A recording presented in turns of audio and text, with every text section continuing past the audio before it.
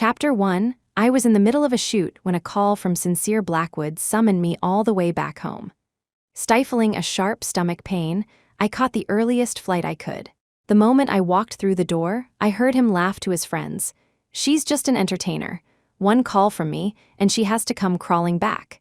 He thought I would be thrilled to wear the wedding dress he had so carefully prepared. Instead, without a second glance, I was already on a flight to Chicago. I was filming in the desert when Sincere Blackwood called, demanding I return home at once. Thinking something terrible had happened, I requested a last-minute leave from the director and rushed to catch the first flight out. But as I stepped into the house, I heard one of his friends laugh. "Your wife is so obedient, man, you win." Sincere's lips curved into a smirk, his expression cool. "She's just an entertainer. One call from me, and she has to come crawling back. Those directors probably only gave her the lead role to get on your good side. Otherwise, she wouldn't even land a supporting part, haha." The group erupted in laughter.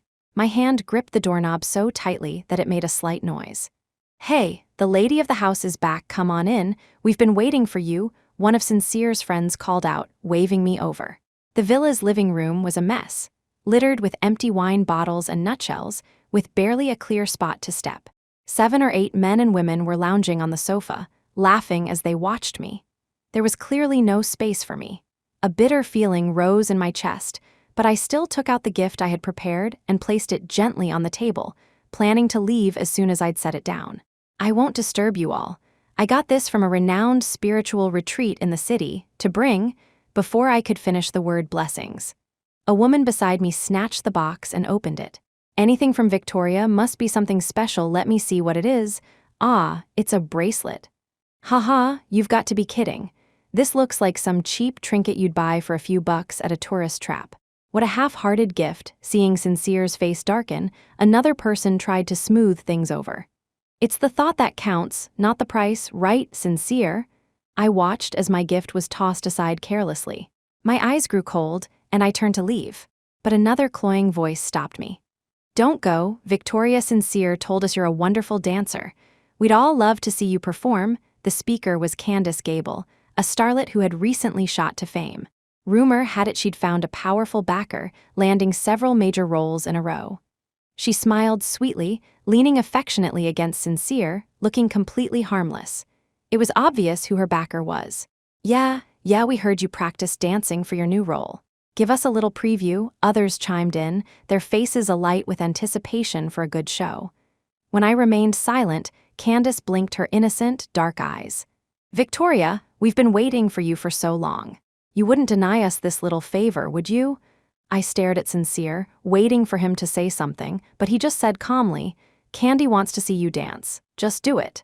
In my rush to get back, I hadn't eaten all day, and my stomach was beginning to ache. "I don't feel well. I can't dance." Candace blinked again, sighing with theatrical disappointment. "Even Sincere can't persuade you. I guess he's not that important to you after all." Sincere's face instantly turned to ice. "I'm asking you to dance to give you face. Don't put on an act." I felt a wave of dizziness. It hadn't always been like this between us. Chapter 2. 3 years ago, I had unintentionally saved Eleonora Blackwood's life. Out of gratitude, Grandma Blackwood treated me with immense kindness, and I came to see her as my own grandmother. Gradually, Sincere and I saw more of each other. Sometimes, he would stand at a distance, a smile on his lips, as he watched me joking with his grandmother. But a month ago, on her deathbed, Grandma Blackwood's final wish was for Sincere and me to marry. From that moment on, his gaze was filled with scrutiny and contempt. Hiding the ache in my heart, I asked softly, "So you called me all the way back here just to dance for them?" The corner of his eye twitched, a look of pure, cold indifference. As if to say, so what if I did? The pain in my stomach intensified. Despite the cold day, a thin layer of sweat broke out on my forehead. "I'm sorry, I have to go." Behind me, Sincere's voice erupted in fury. "Victoria Sterling, it's just one dance. Who are you putting on this weak little act for?" I could hear Candace's concerned voice follow. "It's so late. Should I go get Victoria and bring her back?" Then Sincere's dismissive snort. "She's a grown woman, why bother? She'll come back sooner or later anyway." But this time, he didn't get to see me come back. I turned, walked out of the villa, hailed a taxi, and went to a hotel. A fog had rolled in, and I felt a chill deep in my bones. I'd left in such a hurry, bringing only my essentials. Curled up on the bed, I shivered with pain. I grabbed my phone, sent my location to my assistant, Molly Dawson, and asked her to bring me stomach medicine before I passed out. I don't know how much time passed before a knock came at the door.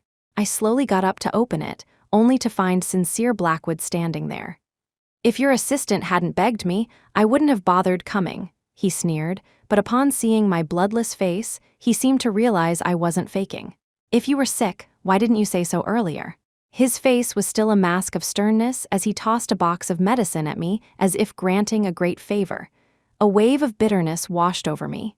"I did tell you, but when have you ever cared?" I silently tore open the packaging and swallowed the pills dry. Sincere's hand, which had been about to offer me a glass of warm water, froze in midair. He slammed the glass down in frustration. "What kind of tantrum are you still throwing?" Seeing my silence, a look of derision crossed his face. "You schemed your way into becoming Mrs. Blackwood. This is all part of what you have to endure." I stared at the water that had sloshed onto the table, my thoughts drifting. When Grandma Blackwood was still alive, every time my stomach hurt, he would silently pour me a glass of warm water. He would even instruct his assistant to have my medicine ready on my nightstand. Once, I was injured in a wire stunt accident while filming. He immediately dropped everything and flew out to see me that night. It was the first time I had ever seen fear on his face. But Sincere Blackwood was a golden boy, a man who couldn't tolerate a single flaw in his perfect world, let alone a forced marriage. The day we registered our marriage, I had cooked an elaborate meal at home. He didn't even look at it before telling the maid to throw it all away. If a movie of mine was playing on TV, he would immediately change the channel with a cold expression. A mist formed in my eyes, and I let out a self-deprecating laugh. "Saving your grandmother was an accident. Didn't you check the security footage from that day?" Sincere lifted his cold eyes, his long, cool fingers clamping down on my chin. "Still putting on an act. If you truly didn't want to be Mrs. Blackwood, why didn't you refuse when Grandma asked?" A sneer played on his lips. "We were both drunk that night. You pulled all those tricks to climb into my bed. Wasn't it all just to become Mrs. Blackwood?" Chapter 3. Tears of pain welled in my eyes. I had to admit, the moment he agreed to marry me for his grandmother, I was happy. But we were both hopelessly drunk that night. No matter how I explained it, he was convinced it was all a scheme to marry into a wealthy family. That one night of intimacy became the weapon he used to attack me ever since. I wrenched my face from his grasp and slowly looked up. Though I could guess the answer, I still wanted to hear it, to give myself a final, clean break. "Sincere, did you ever like me? Even just a little?" His dark eyes seemed to freeze for a moment. Then he scoffed, as if I had asked the most ridiculous question in the world. "You're just an actress." His grip on my wrist tightened, his eyes returning to their usual state of cold, ruthless indifference. "I only married you to fulfill my grandmother's last wish. Did you really think there would be anything between us?" I suppressed the pain in my heart and summoned the last of my strength. "Get out. I don't want to see you." Sincere's face flushed with anger, probably thinking I was still playing games after he had deigned to bring me medicine. He flung my hand away, spat out a final sentence, and turned to leave. "You'd better not regret this." Not long after Sincere left, I received a call from Director Davies. He spoke cautiously. "Miss Sterling, have you perhaps offended someone powerful recently?" My heart sank. "What's wrong? To be honest, I'm personally very happy with your work.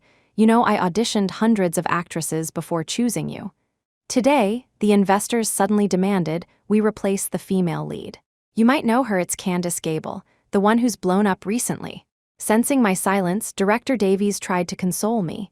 "Don't worry too much. You've almost finished filming your scenes anyway. We just need to shoot a few more shots to wrap it up." After hanging up, my assistant, Molly, finally arrived, laden with bags. "Victoria, I'm so sorry the flight was delayed. I was so worried about you that I called Mr. Blackwood." Seeing me staring into space, Molly rushed over, concerned. "Are you okay, Victoria? Maybe after we finish this film, we should take a nice long break." I snapped back to reality, a deep chill running through me. The physical exhaustion was nothing compared to the pain in my heart. "I'm fine. Please book my flight back to the set." and send an email to the Nikon Art Institute of Chicago. Tell them I've accepted their offer to study there. Victoria, but that means you have to leave in 10 days, I just hummed in agreement. Molly looked at me carefully. Does Mr. Blackwood know? A bitter smile touched my lips. In 3 years together, when had he ever cared where I was? He was probably desperate for me to leave. Don't bother telling him. It's not like he would care anyway. We flew back to the film set that night. I asked the director to schedule my remaining scenes as early as possible. Going from the female lead to a minor supporting role, even the cameraman looked at me with pity. I didn't care about any of it. The sooner I finished, the sooner I could leave this place and leave him. Tomorrow is your scene with Candace Gable. After that, you'll be wrapped. Get ready, the director said with a sigh before he left. The movie was being filmed in a remote part of the Mojave Desert. The temperature swings between day and night were drastic, and the endless yellow sand dried out everyone's skin. The moment Candace got out of her car, she pulled her silk scarf tighter with a look of disgust. But when she saw me, a smile spread across her face. Chapter 4. Victoria, long time no see. Sincere said he wanted me to play the lead for fun. I didn't expect you to be here too. A flash of triumph crossed her eyes as she lifted her delicate chin, as if showing off how easily she had obtained the role. I walked past her without a word, my face a mask of indifference. She seemed determined to provoke me, leaning in and lowering her voice with a smirk. I was up all night at Sincere's place. It's so exhausting to have to rush here for filming today. Seeing the color drain from my face, she finally looked satisfied and sashayed toward the makeup trailer. Since Candace had brought funding to the production, several young actors were already fawning over her. Molly clenched her fists at her side, looking ready to charge in and start a fight. I grabbed her arm. Let's just get this over with. I ordered your favorite pastries, they'll be delivered soon. Molly's mood instantly brightened. Watching her smile, my thoughts drifted. Every actor has their own way of unwinding. For me, it was indulging in food. Once, after an all-night shoot, my face was a little puffy. I went home to see Grandma Blackwood, and Sincere was there. He glanced at me casually. You look like you've gained weight. I forgot how I managed to flee the room in shame. From that day on, I gave up all snacks and became a paper-thin version of myself. On screen, I could embody and switch between different lives, but in my real relationship, I was a complete failure. I thought this scene would be over quickly. To my surprise, we spent the entire day shooting a single sequence. Cut 10-minute break, the director called. The scene involved my character begging the female lead to take care of my family, a moment meant to highlight the heroine's purity and kindness. But Candace, as the new lead, kept messing up her takes, causing dozens of NGs. My emotional range has always been my strong suit, but watching Candace repeatedly break into laughter, I felt my anger rising. Are you going to act or not? Of course I am. I just can't seem to find the right feeling. Everyone says you're such a great actress, Victoria. I just want to learn from you, Candace said, her face a picture of nonchalance. Then she blinked, her voice turning sweet and innocent. How about this, Victoria? Why don't you kneel and cry in front of me? Maybe that will help me get into character. The set fell silent. Sensing the tension between us, everyone else held their breath. Candace's eyes were wide, her expression innocent as she looked at me. Victoria, you won the Golden Ram Award last year. Surely a simple request like this isn't too much for you to handle. Ah, she dragged out the sound, feigning shock. Or could it be that award involved some kind of scandal? I heard people around me whispering. Could it really have been fixed? Who knows, haven't you heard? Miss Sterling grew up in an orphanage with no parents. How could she have climbed this high without using some methods? I also heard some directors specifically request her. Maybe behind the scenes my eyes narrowed. The sneers and gossip around me meant nothing. Looking at the pretentious woman in front of me, I pulled a smile. All right. Everyone gasped, shocked that I had actually agreed. The cameraman got into position. The lights flared on with a loud pop. Actors in position action, at the director's call, I opened my eyes, instantly transforming into the humble, sensitive character from the script. My father was a gambler who left a mountain of debt. My mother was critically ill in the hospital, with massive medical bills. Chapter 5. Since childhood, I was hounded by debt collectors every day. My youth was filled with darkness, violence, and filth. We were both 18, So why were some people born into muck while others, untouched by dirt, could stand on high and preach about being good? The woman before me wore a spotless white dress, a faint smile playing on her lips. She extended a long, fair hand, stopping it just inches from me. A flicker of hesitation crossed her eyes. It was that very hesitation, so close yet so far, that seemed to mock my impurity. I stared at the hem of her white dress, a madness slowly building in my eyes. If I'm a demon, then let me destroy it all. I shed my character's previous weakness, lunged forward, grabbed her by the neck, and slapped her hard across the face twice. She stumbled, falling to the ground. A devilish smile spread across my face as I ground the toe of my shoe into her pristine floral dress. Has anyone ever told you, you have no right to preach virtue when you've never walked through hell? Get lost. Candace clutched her stinging cheek, her face a mask of shock, fear, and panic. Cut brilliant. The director rushed forward, ecstatic, and grabbed both of my hands. Miss Sterling, you truly are the actress I knew you were. This performance adds so much more depth to the character. We must work together again. Candace, however, just stared blankly, taking a moment to realize she had been hit. She let out a piercing scream and lunged forward, her nails aimed at my face. The director quickly stepped in to stop her. Miss Gable, your performance was also excellent. The take was perfect, he said with a flattering smile, intentionally putting distance between Candace and me. Furious with nowhere to vent her anger, Candace turned on her assistant who came to wipe her face, slapping her hard. Useless thing that hurt, her assistant clutched her own face, sobbing quietly. The onlookers, having seen enough of the drama, started to pack up when a voice suddenly called out, "Oh my God, isn't that Mr. Blackwood?" Sincere had been standing there for who knows how long, his expression unreadable as he looked at me. "Mr. Blackwood, a pleasure. Are you visiting the set?" The director's eyes darted between me and Candace, as if trying to figure out who Sincere was here to see. Finally, his gaze settled on Candace. Very few people knew that Sincere and I were married, and those who did had been warned by him not to speak of it. It made sense. If I had the Blackwood family backing me, I wouldn't have been replaced as the female lead. While it wasn't uncommon for stars to marry into wealthy families, a powerhouse like the Blackwood Group naturally drew curiosity. Sincere's expression was noncommittal, and he didn't say much. I turned to go back to my trailer. Seeing me avoid him, he frowned in displeasure. Candace, hearing the commotion, put on a tear-streaked face, quickly scrambled to her feet, and then feebly collapsed back onto the ground. Sincere, it hurt so much. She lifted her face, perfectly displaying her red, swollen cheek. Sincere's expression darkened. How did you get so hurt? Should I take you to the hospital? Sincere, please don't blame Victoria. We were just acting. She just hit me a little too hard, Candace said, sounding aggrieved. While her words absolved me, her tone made it clear to everyone that I had done it on purpose. Sincere cupped her face, comforting her gently before turning to me with a sharp tone. Victoria Sterling, don't you have an explanation? The crowd watched, eager for more drama, but I couldn't be bothered to respond.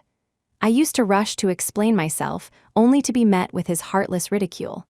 Chapter 6. I didn't stop walking. Maybe it was time I seriously considered whether this marriage was worth continuing. I returned to my private dressing room.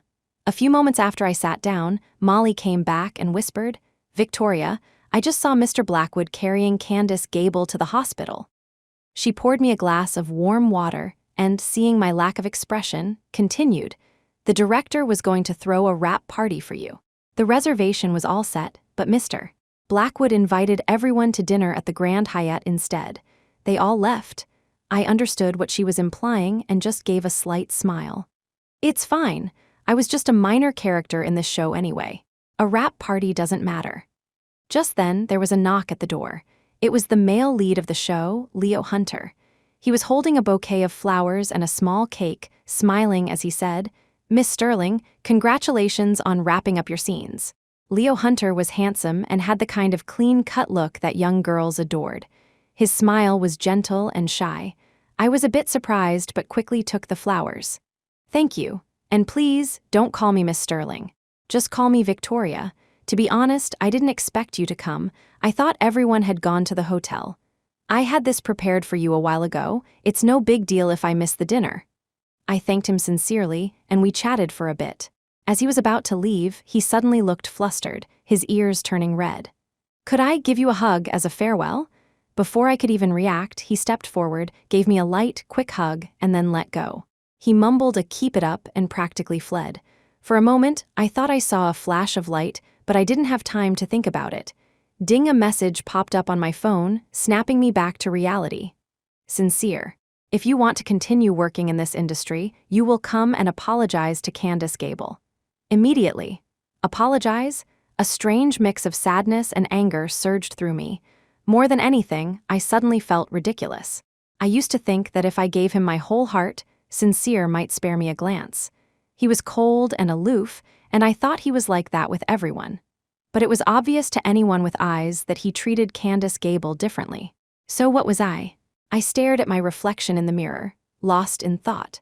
I've always been naturally thin, and it was only after earning some money from acting that I managed to look less gaunt. Having seen so much of the world's warmth and cruelty, I could always portray the struggles of people from the bottom, which was why my characters were so acclaimed. But now, with a single sentence, Sincere could have me replaced as the female lead. I knew what he was capable of. If he didn't want me in this industry, it would be nearly impossible for me to continue. It seemed he truly detested me. Fine. After this final, thorough disappointment, a sense of calm washed over me. I checked the calendar on my phone, 3 days until my departure. It was time to go home and pack. My flight to H-City for the next day was already booked. I told Molly to wake me up on time. Just as I was drifting off to sleep, Molly's call jolted me awake. "Victoria, a photo of you hugging Leo Hunter is all over the internet. It's the #1 trending topic." Before I could process what she said, there was a loud banging on my door. Thinking it was Molly, I got up to open it. But standing outside was Sincere Blackwood, reeking of alcohol. Chapter 7, I ignored him and tried to shut the door. A well-defined hand blocked it, and Sincere squeezed his way inside. I frowned, and just as I was about to speak, he wrapped an arm around my waist, spun me around, and held me tightly against him. I struggled, but I couldn't break free. "Let go," I said, my voice sharp with anger. Sincere's breath was heavy with the smell of alcohol, and he leaned his whole body against me. The alcohol had tinged his usually cool face with a flush of pink. "You're mine. Where did that man touch you? I need to see for myself." His eyes were slightly red, filled with an unsuppressed desire. The heat radiating from him felt like an oven. He pressed me hard against the wall and leaned down to kiss me. The kiss was fierce and demanding, swallowing my fragmented protests. My head spun, the last shred of my reason about to shatter. Then, Sincere whispered 3 words. "Candace Gable?" My body went rigid, as if a bucket of ice water had been dumped over me. With a surge of fury, I shoved him away and slapped him hard across the face. Smack! The sharp sound shattered the charged, ambiguous atmosphere in the room. He recoiled in pain, his eyes wide with disbelief. "Victoria Sterling, have you lost your mind?" I suppressed the turmoil in my chest and pointed coldly at the door. "Please get out, now. Are you still playing hard to get with me? You're sick. Go get some help, I won't see you out." Sincere's face contorted with anger. "Don't test my patience." A mocking smile appeared on my face as I enunciated each word. "Get out." Trembling, I slammed the door shut and slid to the floor, defeated. The room was silent. The sound of footsteps faded into the distance, and at that moment, my heart felt completely empty. The topic trended online all night. My social media accounts were flooded with Leo Hunter's fans, all hurling insults at me. They dug up old photos of me from my student days and compared them to Candace, saying I was dark and skinny, not pretty enough, from a bad background, and unworthy of their idol. Some netizens even insinuated that I had an inappropriate relationship with a certain director, posting a blurry photo taken outside a hotel that was impossible to make out, yet they spoke as if it were fact. Molly couldn't keep up with the onslaught of negative press and was pacing like a cat on a hot tin roof. "Victoria, someone is definitely trying to smear you. Usually, Mr. Blackwood would have this kind of news taken down in minutes. It's been an hour now. Should I go ask him?" I told her not to bother, turned off my phone, and went to sleep. The next day, while waiting at the airport, 2 eggs were suddenly thrown at me. "Bitch, stay away from our idol." The foul-smelling goose splattered across my face. Molly screamed for security and shielded me as she led me to the VIP lounge. While calling the police, Molly also had our studio issue a legal warning. Seeing a large bump forming on my head, she was on the verge of tears. "Are you sure we shouldn't tell Mr. Blackwood?" I shook my head, my gaze slowly falling on the second hottest trending topic. Blackwood Group announces full support for rising starlet Candace Gable. The accompanying photo was also taken at an airport. Candace was dressed in a stunning couture gown, flanked by bodyguards and surrounded by adoring fans. Candace's post even tagged Sincere's official account. She wrote, "Mr. Blackwood, I look forward to working with you." It was the perfect picture of a domineering CEO and his sweet little wife. The comments below were overwhelmingly positive. Netizens were calling them a match made in heaven. That was the same phrase Eleonora Blackwood had used when she placed my hand in Sincere's on her deathbed. Chapter 8, You and Sincere, You're truly a match made in heaven. Grandma would love to see you in a wedding dress, but I'm afraid I'll never get to see that day. Thinking of how Grandma Blackwood had treated me like her own family, and how I was now completely alone, I couldn't help but shed a tear. There was no one left in the Blackwood family worth staying for. I picked up my phone and typed a few words in the comment section, wishing you a long and happy life together. Then I turned it off. When I arrived in H-City, I checked into a hotel near the villa. I couldn't believe that even after getting married, I still didn't have a home. I told Molly not to let anyone disturb me. I slept for a full day and night, not waking up until noon the next day. Molly had been pacing anxiously outside my door. The moment I opened it, she rushed in. "Victoria, Mr. Blackwood has been trying to call you, but he can't get through. You should check your phone." As soon as I turned my phone on, it nearly crashed from the flood of messages. "You certainly know how to keep your cool. You didn't come begging me." "Victoria Sterling, what did you mean by a long and happy life together?" "I'm warning you, be a good Mrs. Blackwood and stay away from Candace Gable." I laughed at myself. Mrs. Blackwood, who would even want that title now? Just as I was about to toss my phone aside, Sincere called. He asked where I was. Figuring we needed to settle things once and for all, I gave him the name of the hotel. I took a moment to check my social media and found that all the negative posts about me had vanished. It was obvious Sincere was behind it. He was probably embarrassed to have a Mrs. Blackwood like me. He arrived in less than half an hour. Sincere rolled down the car window, his fingers tapping lightly on the steering wheel. "Get in," he said coldly. Candace Gable was in the passenger seat, smiling brightly. "Victoria, today's my birthday and Sincere is taking me to pick out a gift. I thought you have good taste, so I wanted you to help me choose. I didn't want to waste my breath." I turned to leave, but Sincere finally spoke. "Get in the car. First, help Candy pick out her gift, then I'll take you for your wedding dress fitting." I had forgotten. The butler, Mr. Coleman, had reminded me that the wedding dress Grandma Blackwood had custom made for me was arriving today. Thinking of Grandma's last wish, I silently got into the back seat. Inside the Blackwood Group's luxury mall, Candace walked ahead, arm in arm with Sincere. They looked every bit the couple.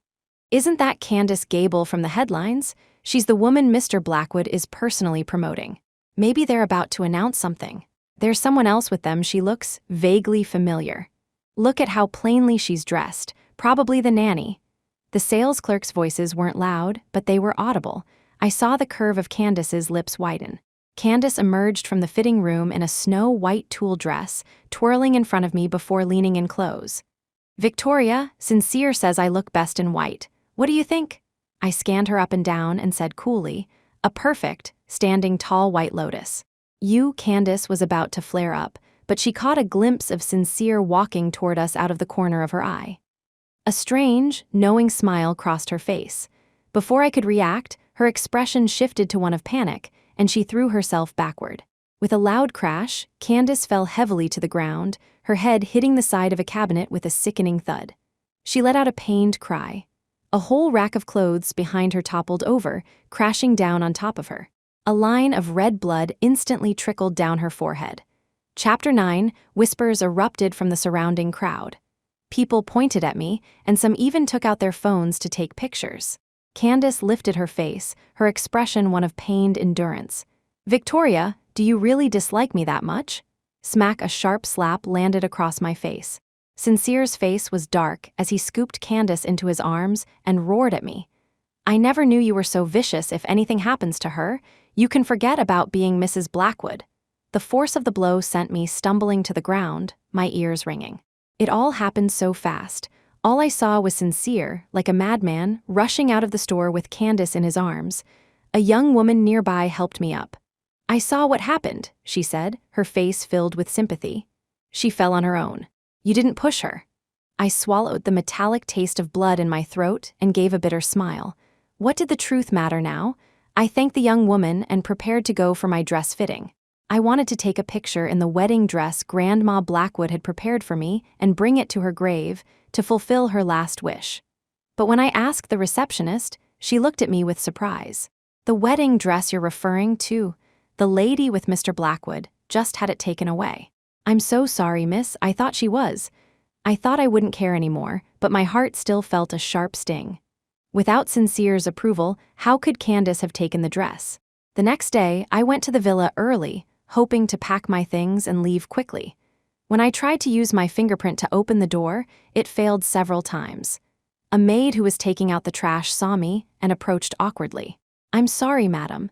Miss Gable reset the house codes yesterday. I see you weren't informed. Let me open the door for you."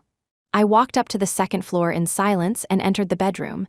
To be precise, Sincere's room. I looked around. A few trinkets I had brought back from my travels for filming were sitting in a corner, covered in dust. I swept them all into a trash bag. My gaze suddenly fell on two small clay dolls on the desk.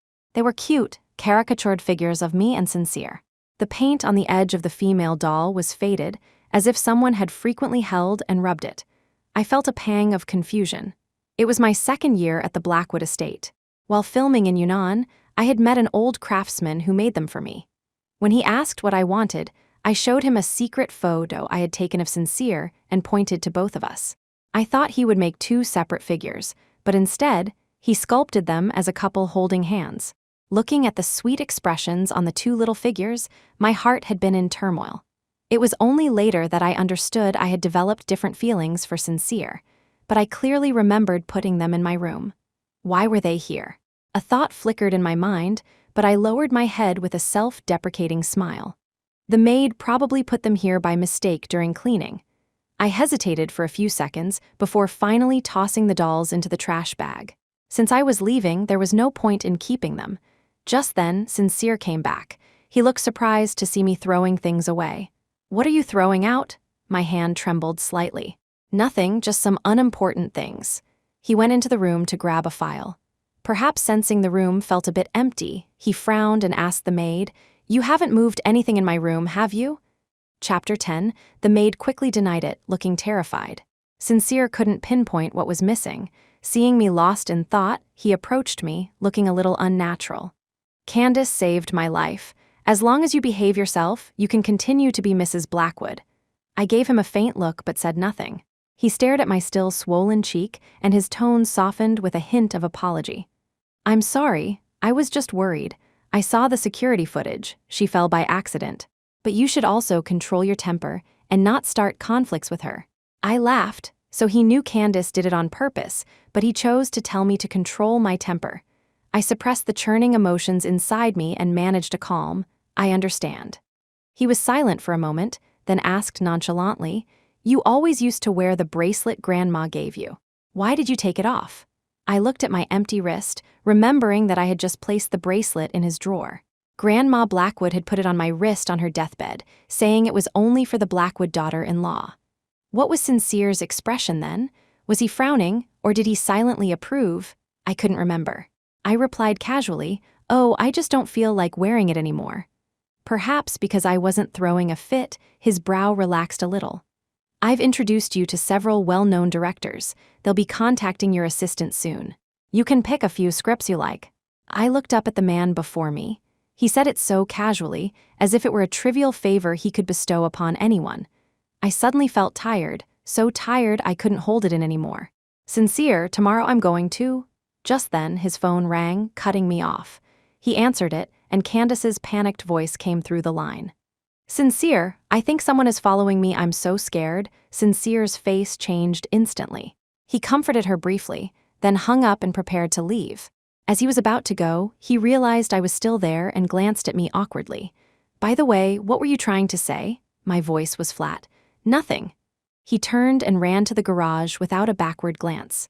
Watching the car speed away, I suddenly realized that this was how I always saw him walking away from me. This man's distress, his pain, had never once been for me. I had my lawyer deliver the divorce papers. I quickly signed my name and placed them in the drawer in his room. I picked up my suitcase and walked out the door. As I left, the maid smiled and waved. "Madam, off for another shoot?" I gave her a small smile and took one last look at this house, saying goodbye in my heart. Goodbye, sincere Blackwood. This time, I didn't look back. On the way to the airport, I leaned my head against the car window, lost in thought. Watching the city skyscrapers flash by, my heart grew calm. Molly sat beside me, chattering excitedly and sharing travel tips for Chicago. Suddenly, she let out a small gasp and held up her phone for me to see. "Victoria, isn't that the wedding dress Grandma Blackwood had made for you? Why is Candace Gable wearing it?" On the screen was Candace's latest post. It was a selfie of her in the wedding dress, pouting cutely at the camera. In the background, Sincere was focused on reading a file. The caption read, "Every girl's dream." Netizens went wild. Just a few days ago, the Blackwood Group had announced they were backing Candace, and now she was openly posting a photo in a wedding dress. Chapter 11, sharp-eyed netizens quickly identified the man in the photo as Sincere Blackwood. Commenters were saying it was clearly an official announcement of their relationship, calling it incredibly sweet. I thought I wouldn't care anymore, but my heart was pierced by a sharp pain nonetheless. Sincere had never once taken a photo with me willingly. Even the photo on our marriage certificate was a composite, 2 separate pictures photoshopped together, let alone ever publicly posting a photo of us. He indulged her, spoiled her. It seemed he had truly fallen for her. Seeing my face turn pale, Molly quickly put the phone away, a guilty look on her face. "Victoria, I shouldn't have shown you that. How could Mr. Blackwood do this? You're the one who's," I said faintly. "Let's not talk about him. Who he wants to be with has nothing to do with me anymore." I took out my phone, and my gaze fell on my chat history with Sincere. The last few messages were still there. Almost all of the recent ones mentioned Candace. Scrolling further back, they were all related to Grandma Blackwood. In the very beginning, I used to send him pictures of beautiful places I visited, but he would often take days to reply with a single word. It just made me look like I was talking to myself. Eventually, I stopped sending them. After 3 years, it took less than 2 minutes to read through our entire chat history. It was just another confirmation of how failed and empty my marriage was. Without any further hesitation, I blocked and deleted Sincere Blackwood. We arrived at the airport smoothly, only to be told our flight was delayed by 2 hours. To avoid a repeat of the egg-throwing incident, we had disguised ourselves well, covering up completely. Thankfully, everything went smoothly. I was resting in a private VIP lounge, reading a book, when I decided I wanted a coffee and looked for Molly. Then I remembered she had gone to check our luggage. I put on my mask and hat and went out. I had just ordered a coffee and was walking back when I unexpectedly saw Sincere and Candace. Both were dressed casually, wearing masks. But the man's presence was so striking that several people were already casting curious glances their way. They were walking toward me. Stopping now would look too deliberate. I pulled the brim of my hat lower and overheard Candace say to Sincere, "Sincere, I'm so sorry. I've never seen such a beautiful wedding dress, so I just tried it on last night. This morning, my assistant took my phone and posted it online without asking. I've already scolded her. I don't know if Victoria saw it. I hope I didn't cause you any trouble." Sincere frowned slightly but still replied coolly, "It's fine. She won't mind." I brushed past them. After a few steps, I felt a sharp gaze on my back. I didn't turn around. The gaze lingered for a long time. It was only when I heard Candace happily chattering to Sincere about something else that the stare finally retracted. Molly and I boarded the plane. There was a direct flight from our city to Chicago, a 14-hour journey. It was the perfect opportunity to catch up on sleep. I rummaged through my bag for a while, only to realize with a sinking feeling that I had forgotten my eye mask. I was a light sleeper and couldn't fall asleep without one. I asked a flight attendant, but she apologized, informing me that the last eye mask had just been taken. I sighed, planning to just use my face mask to cover my eyes. But then the flight attendant returned, handing me an unopened eye mask. Chapter 12. Ma'am, a gentleman 2 rows ahead of you said you might need this more. Grateful, I stood up and looked forward, but I could only see the back of a man with light brown hair. I couldn't see his face, so I just offered a soft thank you in his direction and accepted it. The plane landed safely in Chicago. It was only when my feet were on solid ground that it all felt real. This was where I would be spending the next 2 years. We first checked into a hotel near the airport. I had already asked Molly to buy a house for me near the institute, and we could move in after it was cleaned in a couple of days. The moment I touched the bed, I fell asleep again. When I woke up, it was already dark. Molly and I were about to find a nearby restaurant for dinner when Sincere called, his voice tinged with annoyance. Your number is showing up as international. Did you leave the country? I answered calmly. Yes. Is there something you need? Perhaps sensing my coldness, Sincere paused for a few seconds before forcing out, Why didn't you tell me you were leaving the country? My voice was flat. If you have something to say it. If not, I'm hanging up. Sincere was taken aback, a hint of anger in his voice. Victoria Sterling, I already apologized to you. What more do you want? I'm calling to tell you something. He paused, then continued, Tomorrow is Candy's celebration dinner. She said she wants your blessing. You should arrange a flight back to attend. He probably thought I was just on a short trip, asking me to return as if it were as simple as breathing. I couldn't believe he could say something like that. You want me to go and give her my blessing? Candy wants to invite you to clear up the misunderstanding. I know you were wronged before. At the dinner, I will publicly announce your identity as Mrs. Blackwood as compensation. That should satisfy you, right? I couldn't help but laugh out of sheer disbelief. This title of Mrs. Blackwood, whoever wants it can have it, I don't want it. Sincere, however, thought I was still sulking. He just told me to be there on time and hung up. I stood there, my hand holding the phone trembling. Molly saw my expression and took my hand. Are you okay, Victoria? I came back to my senses, my emotions slowly calming down. It seemed Sincere hadn't found the papers in his drawer yet. I called my lawyer and asked her to meet with Sincere tomorrow night to discuss the divorce. When I got back to the hotel, I received another call, this time from the butler, Mr. Coleman. Sincere wanted me to wear the traditional, custom-made gown that Grandma Blackwood had commissioned. He asked when I would be back so he could have it delivered. Grandma Blackwood had ordered 2 outfits, a wedding dress and a reception gown, both designed according to my personal style. But the wedding dress had been worn by Candace. In that case, she might as well have this one too. I had Molly look up the address of the hotel Candace was currently staying at and sent it directly to Mr. Coleman, telling him to mail it there. I then had the hotel staff deliver the gown to Candace's room in Sincere's name. I also leaked the news that Sincere was planning to announce his wife's identity at the banquet. Since you wanted my blessing, I hope you have a wonderful time. I took out my SIM card, snapped it in half, and threw it in the trash. I also had Molly get me a new local number. There were still 3 days until the semester started. Molly and I spent the entire day exploring and having fun. That evening, Molly dragged me to the most atmospheric bar in the area. Chapter 13, the bar had a chic decor, and the smooth jazz and blues music created an intoxicating atmosphere. Molly was already deep in conversation with a blonde, blue-eyed man. I rested my chin on my hand, quietly watching the stage. Suddenly, a man handed me a glass of red wine and tried to strike up a conversation. Hey, beautiful. Can I get your number? Just as I was about to refuse, a well-defined hand took the wine glass from in front of me. Sorry, she doesn't need it. I looked up. The man had light brown hair and a refined air about him, but his eyes held a sharp glint. The man with the wine looked between the two of us, then back at the light brown-haired man and raised an eyebrow. My apologies, I didn't realize you were taken. He walked away, clearly having lost interest. I looked at the man with light brown hair, feeling a strange sense of familiarity. Do we know each other? I asked, confused. You don't know me, but I know you. My mind raced with questions.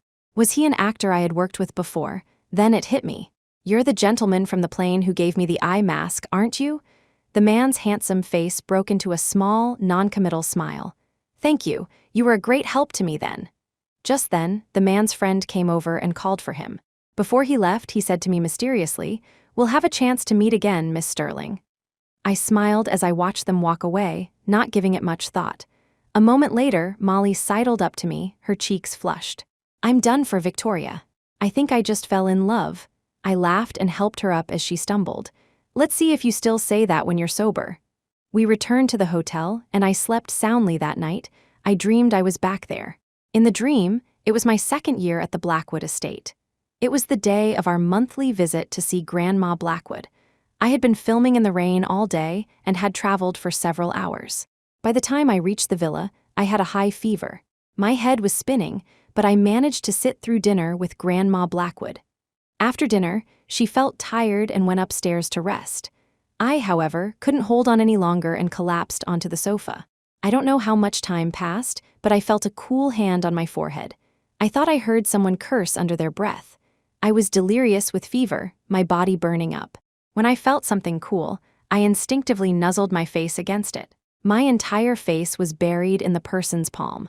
I felt them stiffen, about to pull away. I murmured in protest, and with a surprising burst of strength, I clung to their hand, refusing to let go. In the struggle, I fell into a crisp, cool embrace. The man's body went completely rigid. I held on to him, rubbing my face against him again. Finding a comfortable position, I felt a wave of contentment. My last memory was drifting off to sleep again. The next day, I woke up in a hospital with an IV in my arm. I saw Sincere sitting by my bed, his face dark. I asked him, confused, "I think I fell asleep hugging someone last night. How did I end up in the hospital?" He stared at me, his expression shifting. Finally, he said through gritted teeth, "You were hugging a pillar and wouldn't let go. It took me forever to pry you off. You were so delirious with fever, you must have misremembered." I don't know how someone so thin can be so strong. I woke up with a jolt. At the time, I hadn't questioned it further. But in this dream, I saw it clearly. The person I was hugging that night was Sincere Blackwood. Chapter 14, not long after I woke up, Molly rushed in looking panicked. "Victoria, it's Mr. Blackwood on the phone." I had just taken the phone when Sincere's furious roar blasted through the receiver. "Victoria Sterling, what the hell is going on? Where are you? Why was Candace Gable wearing that gown?" I could hear Candace's sobbing in the background. "Sincere, I really didn't know the hotel said you sent it to me." It was then I realized the time difference. With a 14-hour lag, it was morning in Chicago but night back home. I held the phone away from my ear, and once Sincere finished his tirade, I slowly replied, "It's just a dress." "Is it really that big of a deal?" Sincere's voice was laced with fury. "That was custom made by Grandma. Didn't you used to say you'd treasure anything she gave you?" I let out a cold laugh. "You let Candace wear the wedding dress. What's one more gown?" Sincere was choked into silence. I continued, "Didn't you want me to give her a blessing?" "Well, that was my blessing." Sincere's breathing grew heavier. I could almost hear the sound of his knuckles cracking. I knew this was a sign he was about to explode. "Victoria Sterling, I was going to announce your identity to the world tonight." "Isn't that what you've always wanted? What is this supposed to mean? If you don't want to be Mrs. Blackwood, I'll find a replacement soon enough." I was silent for a moment. He must have thought I was intimidated. "Scared now? I'm telling you, you have one day to get back here or else." I cut him off. "Sincere, I stopped wanting to be Mrs. Blackwood a long time ago." Sincere froze, then let out a laugh filled with rage. "Do you have any idea what you're saying?" I frowned. It seemed my lawyer hadn't managed to contact him yet, but that made sense. He never answered calls from unknown numbers. Unless you could catch him at the estate, you couldn't even get a word in. Even I had to make an appointment to see him. "Let's get a divorce, Sincere. The divorce papers are in the drawer in your room. I've already sent my lawyer to find you. Just sign them and give them to her. This title of Mrs. Blackwood, I don't want it anymore." There was a long silence on the other end, so long I thought he might have hung up. Finally, he squeezed out 4 words through gritted teeth. "You'd better not regret it." Then I heard the sound of a teacup shattering, followed by the dial tone. He had slammed the phone down. I found Sincere's reaction strange. Wasn't this the marriage he had always despised? His behavior made it seem like I was the heartless one. Maybe I had been too direct and wounded his pride. But now that it was all out in the open, I felt a weight lift from my shoulders. About an hour later, I received a call from my lawyer. She briefly described the situation, saying that Sincere was the most terrifying client she had ever met. He had found her number from his assistant's appointment list and summoned her directly to the villa. The moment she arrived, Sincere had thrown the divorce papers at her face. They were crumpled, looking as if they had been balled up and then smoothed out again. "You have no idea, Miss Sterling." At that moment, Mr. Blackwood was like a raging lion.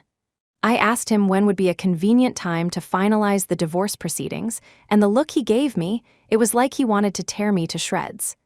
I almost laughed, but then the lawyer continued, "Miss Sterling, Mr. Blackwood has signed the papers, but he also said." Chapter 15, the lawyer hesitated. I prompted her directly. "Said what?" "He said you are to return to the country immediately. He's only giving you 1 day. You are to be at the courthouse with him at 10 a.m. tomorrow to get the divorce certificate, not a day later." "All right, I understand. Thank you for your hard work." I checked the time. It was 8:30 in the morning. I wasn't sure if there were any direct flights available. Molly checked the schedule for me, her expression troubled. "Victoria, the next flight back is at 11 a.m., but it's not direct. You'll have a layover. Including the transfer time, you'll be traveling for at least 20 hours. The earliest you can get there is 7 a.m. tomorrow at the airport back home." I finished her sentence. I thought for a moment, then asked her to book the ticket anyway. Molly's face was full of frustration. "Mr. Blackwood is so unreasonable, he's always hurting you like this, without any regard for what it costs you." I sighed internally. Yes, even an outsider can see he's hurting me, but Sincere, this is the last time. After this, I won't give you the chance to hurt me again. I didn't let Molly come with me. I just took my ID and a few changes of clothes. After all, I had to get back here quickly for my classes. The trip back was far more complicated. By the time I got off the plane, it was almost 10 o'clock. I used my new number to call Sincere directly. He only picked up after several tries. "Sincere, my flight was delayed." He let out a derisive laugh. "Victoria Sterling, trying to use this tactic to make me feel sorry for you? Let me tell you, it's too late to back out now. I won't give you the chance." I replied faintly, "I'm not backing out. I'll just be half an hour late. I'm on my way to the courthouse now." "You fine," he snapped and hung up. I quietly hailed a cab and asked the driver to go as fast as possible. I finally arrived just before 10:30. When Sincere saw me, he didn't speak. We walked into the courthouse one after the other. The butler, Mr. Coleman, was standing by, sighing deeply. Mr. Coleman had been with the Blackwood family for 20 years. It was no exaggeration to say he had watched Sincere grow up. He had also witnessed my 3 years with the family. He was one of the few people who had been genuinely kind to me. He had been there when we got our marriage license. Now, after all this time, he was here for our divorce. We took a number and sat down to wait. Sincere seemed to be radiating an icy aura, warning everyone to stay away. Mr. Coleman hesitated, then couldn't help but try to persuade me. "Madam, must it really come to this?" I watched the young master grow up. "In all these years, besides Grandma Blackwood, you're the only one who's been by his side. The young master is too proud to admit it, but I can see that he feels differently about you." I glanced at Sincere. He didn't turn his head, but I knew he could hear. My face was calm. "Mr. Coleman, I know you mean well and I appreciate it, but I must get this divorce." Before Mr. Coleman could react, Sincere, sitting beside me, clenched his fists and said coldly to the butler, "Stay out of it. Since she wants a divorce, let's give it to her." Mr. Coleman opened his mouth to say more, but in the end, he just let out a long sigh and fell silent. The official stamped our divorce certificates with a heavy thud and handed them to us. The certificate bore my name and Sincere's, but now there was no longer any connection between us. I was about to head straight for the airport, but Sincere called out to me, "You still have things at the house. Get them before you go." Chapter 16. I was confused. I was sure I had packed everything. What could be left? The driver opened the car door.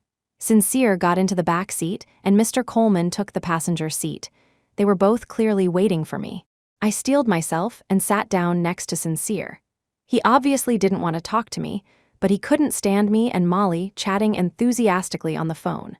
I sent Molly a picture of the divorce certificate, and she responded with a series of hilarious reaction gifs, congratulating me on my return to single life. I smiled. Beside me, Sincere let out a cold snort. Good at forcing a smile, I see. I was speechless. I rolled my eyes at him and shifted away, putting more distance between us. His face grew even darker. When we arrived at the Blackwood villa, the maid, who hadn't seen me in a while, greeted me happily. But her expression quickly turned strange. Sincere said my things were in my old room, so I went straight upstairs. There, I saw Candace coming out of my room, wearing a nightgown. She looked surprised to see me. "Victoria, what are you doing here? I just woke up, so I haven't had a chance to properly welcome you." I gave her a cool glance. She was wearing a lace nightgown that barely reached her upper thighs, her hair slightly messy but clearly styled. I had no desire to talk to her and walked past her. She grabbed my arm, a mocking smile on her face, and whispered, "Victoria, what right do you have to come back? Don't forget, you're not Mrs. Blackwood anymore. How long are you going to keep clinging to Sincere?" I looked at her as if she were an idiot. Wanting to avoid any more drama, I tried to shake her off and leave. But my gaze involuntarily fell on her wrist. She was wearing the bracelet that Grandma Blackwood had given me. She noticed my gaze, and a triumphant smile spread across her lips. She stroked the bracelet slowly, her face filled with smugness. "That old hag must have been senile to give this bracelet to you. Good thing she died early. A piece of trash like you doesn't deserve to wear something so beautiful. This bracelet, of course." Before she could finish, I slapped her hard across the face. Candace, caught completely off guard, fell to the floor with a shriek. Sincere heard the noise and rushed upstairs. "What's going on?" he demanded coldly. I looked at him, my expression impassive. "Is this what you wanted me to see?" Sincere helped Candace up, and he was about to scold me when he saw the bracelet on her wrist. A flash of fury crossed his eyes. "Who gave you permission to wear that?" Candace was probably shocked that Sincere would get angry at her. Tears welled up in her eyes. "Sincere, I'm sorry I saw the bracelet in Victoria's room and thought it was beautiful, so I just wanted to try it on. I didn't mean any harm." Sincere's gaze was as cold as ice. "That is not for you to wear. Take it off." Candace frantically tried to pull the bracelet off, but it wouldn't budge. She broke into a sweat with anxiety. I had been watching from the sidelines with cold detachment, but now all I felt was scorn. I started clapping slowly. The wedding dress was worn by accident. The room was entered by accident. The bracelet was worn by accident. I suppose you'll become Mrs. Blackwood by accident too. Truly a masterful performance, as expected from the actress Mr. Blackwood is backing. Candace's face turned pale, then red. She wanted to cry to Sincere, but seeing the icy look in his eyes, she could only say, "Sincere, I really didn't mean it. I'll go to the bathroom and take it off right now." Chapter 17. She ran towards the bathroom. A short while later, Candace handed the bracelet to Sincere. Sincere clutched the bracelet, his lips pressed into a thin line, his thoughts unreadable. I was getting tired of dealing with all this. "If there's nothing else, I'll be leaving." The moment I turned to leave, Sincere grabbed my wrist and held the bracelet in front of me. "What Grandma gave you will always be yours." A flash of jealousy crossed Candace's eyes, but she didn't dare to speak. I found the whole scene utterly ridiculous. "Sincere, we are divorced. I won't take anything of yours." But for some reason, he was unusually stubborn this time. He stared at me without blinking, as if he wouldn't let me go until I took it. I tried to pull away several times but couldn't break free. I knew it was time to play my trump card. A small smile formed on my lips. I slowly lifted my gaze, as if trying to see into his soul. "Sincere, you're not regretting this, are you?" Sincere flinched as if my words had burned him and immediately let go of my hand. "What nonsense are you talking about?" I rubbed my sore wrist and said casually, "Good. In that case, I won't stay and play along with your little drama. Goodbye forever." With that, I went downstairs. Mr. Coleman saw me and offered to walk me out, but Sincere's cold voice came from behind. "Don't bother with her. Let her go." I took the earliest flight back to Chicago. Thankfully, I made it back just in time for the last day of registration at the Institute. The back and forth travel had taken its toll, and after completing my enrollment, I fell ill. Getting medical care here wasn't as convenient as back home. You usually had to book appointments days or even months in advance. My high fever persisted, and Molly was beside herself with worry. She hired a private doctor at a high price, who only gave me a box of fever reducers. The medicine worked at first, but once it wore off, the fever would return. I was in and out of consciousness for 2 days. When I finally woke up, I saw Sincere sitting by my bed. I was disoriented, unsure of what was happening. When he saw I was awake, a look of joy flashed across his face. "How do you feel? Are you uncomfortable anywhere else?" he asked, reaching out to touch my forehead. I flinched back instantly, frowning. "Why are you here?" He froze for a moment, then quickly withdrew his hand and stood up. Though his face still held a hint of displeasure, a faint smile played on his lips. "I didn't expect you to fall ill the moment you left me. If you couldn't bear to leave me, why did you insist on a divorce?" I gave him a look of utter confusion, wondering where he got such baseless confidence. Before I could say anything, Molly walked in with a bowl of medicine. Her eyes lit up when she saw I was awake. "Victoria, you're finally awake." At that moment, Sincere's phone rang. He frowned and walked out to the balcony to answer it. I turned to Molly. "What is with him?" Molly put on a pitiful expression, handed me the bowl, and said quietly, "It wasn't my fault. I swear you were asleep for 3 whole days. He called demanding to speak with you. I didn't tell him where you were. He found the address himself and just showed up. Is he on something? What's he doing running all the way out here?" A knowing, motherly smile spread across Molly's face. She nudged my arm. "Could it be he's here to win you back?" My expression remained flat. "We're already divorced." "What does that matter? Can't people remarry after a divorce?" Chapter 18. Molly was joking. But I knew it was impossible for Sincere and me to get back together. I wouldn't fall for the same man twice. Just then, Sincere's voice on the phone suddenly grew louder. "Sincere, I'm hurt. Can't you just come back and see me?" Sincere patiently tried to soothe her. "If you're hurt, there are doctors and nurses there. They will take good care of you." Candace, on the other end of the line, seemed taken aback, her tone turning sad again. "How can they compare to you?" "Sincere, my mother's birthday is in a few days. You promised you would go with me?" "He'll have to go back now for sure," I thought. Sincere frowned, turned around, and his gaze met mine. A smile touched his lips and he spoke into the phone. "I'll have the butler help you buy any gift you want. I'm very busy, so I won't be able to make it this time." He hung up and strode back towards me. "I know I've been neglecting you." From now on, he looked a little embarrassed, clearing his throat before continuing, "I'll try to change." I nearly choked on a sip of water. My patience finally wore thin. "Sincere, did you hit your head? We just got divorced a few days ago. Have you forgotten?" He seemed to be in a good mood, adopting a magnanimous air. "Seeing as you're sick, I'll let your past behavior slide. I've booked a restaurant downstairs for tonight. I have a gift for you." Before I could refuse, he dropped that line and left. Did he not understand what I was saying, or did he just not want to hear it? I didn't want to dwell on it, and I certainly wasn't going to his dinner. Since it was still early, I decided to go out for some fresh air. I dragged Molly with me to explore downtown Chicago. The city was brimming with artistic flair. Street art was everywhere. My eyes were drawn to a painting through a gallery window, and I found myself walking inside. The painting wasn't the most prominent piece in the collection, yet I felt a strange sense of connection to it. The canvas depicted a woman in a red dress, riding a horse across a battlefield. She held a sword in her right hand, exuding an aura of majestic power. Though her face was not visible, you could feel the fiery passion and courage radiating from the scene. This was, as I was lost in thought, a man's voice came from my side. "Do you like this painting?" I looked up and saw it was the man who had given me the eye mask. I nodded at him. "I don't know why, but the scene feels familiar." A smile played on his lips. "What a coincidence. I'm quite fond of this one too." I looked at the artist's signature, a single English letter, W. I wanted to buy it, but the sign next to the piece read "Not for sale." What a shame, I was hoping to buy it. The smile on the man's lips deepened. "I know the artist. I heard this is his favorite piece. He was never willing to exhibit it before. Then why is he willing to show it now?" "Because, of course," he said meaningfully, "he's waiting for the one it's meant for." His eyes were burning with intensity, as if he were looking through the painting and reminiscing about something. I blinked.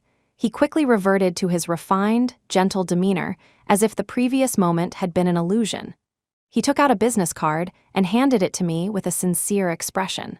"I was wondering if I might have the honor of getting your phone number?" Chapter 19. I took his business card and saw the name written on it, Wyatt Ashton. When I glanced at his profession, I was surprised. "You're a painter too?" He shrugged. Not a famous one, I just paint for fun. I handed him my own card in return. I'm just a small-time actress. I've only been in a few projects. Wyatt Ashton raised an eyebrow, his expression noncommittal. He took the card, glanced at it for a couple of seconds, and then did something on his phone. He held up his phone and waggled it at me. Accept. I saw the friend request notification and had no choice but to tap accept. Only then did he smile again. Someone clapped him on the shoulder. What are you doing here today? Finally decided to grace me with your presence? You never come when I invite you. A man of similar age was teasing him. It was his friend from the bar. He slung an arm around Wyatt's shoulders with a mischievous grin. And who is this? Aren't you going to introduce us? Wyatt gave him a lazy glance, then leaned in and whispered something in his ear. The man's expression immediately turned serious, and he handed me a business card. It's a pleasure to finally meet you. Here's my card. Let's get acquainted. I looked at the 2 cards in my hand, feeling utterly helpless. As I was hesitating, Wyatt stepped between me and the other man, saying coolly, "She doesn't want to know you." The man pouted and was about to say something else, but Wyatt pulled him away. Before leaving, Wyatt turned back to me with an apologetic look. "We have to go, we'll talk next time." I watched them walk away. Wyatt seemed to be warning his friend about something, and the man nodded repeatedly. I looked away and browsed the gallery a little longer before leaving. Outside, I saw Molly waving at me. I smiled and walked over, casually taking out my phone. I deleted the friend. We continued to shop for a while, buying a few things, and didn't head back until it got dark. Just as we got out of the car, I saw Sincere standing at my door. I ignored him and went to open my door, but he grabbed my arm. A flash of anger crossed Sincere's face. "Why didn't you come?" I toyed with a small trinket in my hand and looked up at him. As I recall, I never agreed to go. His eyes were cold, a storm brewing within them. "I admit I've done things wrong in the past, but I've changed now. What more do you want from me?" I looked at him calmly and suddenly laughed. "Sincere, what are you doing right now, trying to win me back?" His dark eyes stared at me for a long moment without a word. Finally, with a grim face, he shot back, "Is there a problem with that?" A mocking smile touched my lips. "The hurt I suffered in the past, do you think you can just erase it that easily? When I was being slandered, where was your conscience? When you publicly humiliated me, where was your sincerity? In a relationship, one person can't be the only one giving forever, Sincere. I was a fool before, but I won't be anymore. And I will never have anything to do with you again." With every word I spoke, Sincere's frown deepened. By the time I finished, his face was extremely dark. I didn't want to talk anymore. After I finished, I turned and walked into the house with cold indifference. Inside the warm room, I took a shower and got into bed. I opened my laptop to check my schedule for the next few days. Many of the liberal arts courses had been moved online.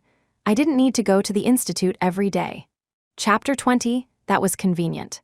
I watched videos and took notes, catching up on the few classes I had missed. I don't know how much time passed before Molly came in with a glass of milk and placed it on my desk. She gestured towards the door with her chin. "Sincere, he's still out there." My expression didn't change. I said casually, "Don't worry about him." I don't know when Sincere finally left. The next day, I had to get to an early class. I threw on a light-colored jacket and headed to the institute. The curriculum was demanding, with an assessment almost every 2 weeks. I had to use my spare time to catch up. I gradually adapted to the pace of life here. At lunch, I overheard a few girls excitedly discussing the afternoon class. "Did you hear? The lecture this afternoon is by the world-renowned painter. Mr. W. They say one of his paintings is worth hundreds of millions, but he's always been very mysterious. He's rarely seen in public. I heard a little rumor that he was living in China for a while, supposedly looking for someone. You guys better eat faster. If we don't get there early to grab a seat, we'll probably end up standing outside the door." The cafeteria fell silent, except for the sound of swallowing, as everyone quickened their pace. When I went to class that afternoon, I thought I was early, but in the 500-seat lecture hall, I could only find a seat at the very back. The noisy chatter of the students ceased the moment the man stepped onto the stage. "Wow, oh my God, Mr. W is so young and handsome. I'm definitely going to ask for his contact information after class." I had my head down, marking up notes on my tablet. Suddenly, I heard a familiar voice. "Hello everyone, I am the artist W." I looked up in surprise, and my eyes met the gaze of the man on the stage. Wyatt Ashton? My eyes widened in shock. My vision was excellent. Even from a distance, I could see the corner of his mouth curve down almost imperceptibly. So this is what he meant when he said we would meet again. I silently thought about the contact I had deleted and couldn't help but cringe. Thankfully, he was just here as a guest lecturer. If I had to be graded by him, I would have died of embarrassment on the spot. When Wyatt spoke about his area of expertise, he was confident and charming. Many of the young, beautiful students in the audience were already smitten. I was planning to sneak out before the class ended. But to my surprise, Wyatt put on a wounded expression and said to the audience, "It seems my lecture is so boring that some students are already looking to leave early." His words were pointed. I was hunched over, one leg already halfway out the back door, when I froze.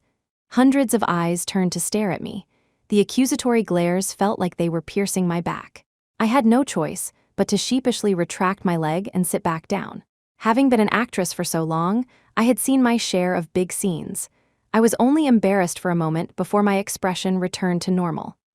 Wyatt Ashton was just as his name suggested, gentle and refined, like a piece of jade. If I hadn't seen the fleeting glint of mischief in his eyes, I might have been fooled by his appearance. To be honest, his lecture was witty and engaging. If he were a regular professor, his classes would probably be full every time. Chapter 21, the lecture finally ended, and I slowly made my way out with the crowd. But then my phone rang. It was an unknown number. I answered it. "Hello, who is this?" "It's Wyatt Ashton." I resisted the urge to turn around and look for him, ready to hang up. But his deep, magnetic voice came through the line. "If you hang up, I'll have to call you out over the microphone." I gripped my phone tightly, feeling a sudden urge to punch him. My fist clenched and unclenched. Finally, I said, "I'll wait for you at the door." I stood at the classroom entrance, bored, watching the crowd gradually disperse. "We meet again, Miss Sterling." I looked up, my tone sharp. "Yes, it's a small world." Wyatt's face broke into a smile, making him look impossibly handsome. "Aren't you going to ask me anything?" I shook my head. He had only been standing with me for a moment, but it had already attracted many curious glances from other students.